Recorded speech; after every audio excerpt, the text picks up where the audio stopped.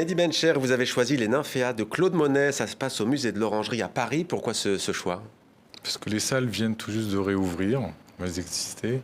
Enfin, c'est une salle, en fait, imaginée par Monet.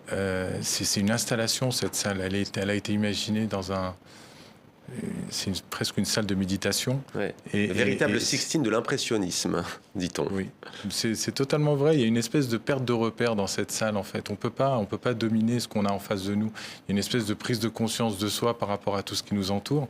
Et on est obligé de tourner. Enfin, vraiment, c'est vraiment une salle à part. C'est tellement contemporain. Ensemble monumental offert par le peintre à la France au lendemain de l'armistice du 11 novembre 1918 comme symbole de la paix. Voilà pour ce coup de cœur de Mehdi. Zineb Mekouar, vous avez choisi une exposition Germanie à la toute nouvelle galerie Raphaël Durazzo, c'est à Paris.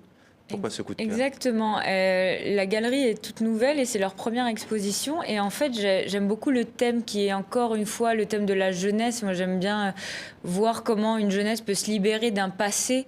Alors, dans mon livre, c'est la jeunesse marocaine et aussi française. Mais dans cette exposition, c'est comment la jeunesse allemande, après la Seconde Guerre mondiale, arrive à se libérer ou pas d'un passé qui est lourd.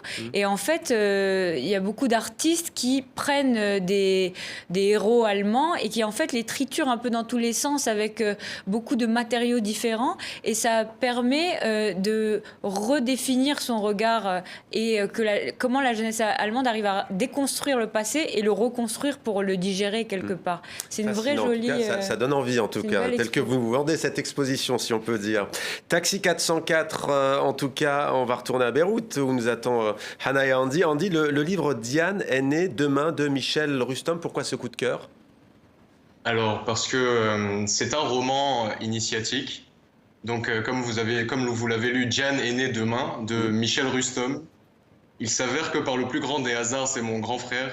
Mais je vais être objectif. Ouais. C'est un roman initiatique qui nous envoie au-delà du temps, comme vous pouvez l'entendre par le nom.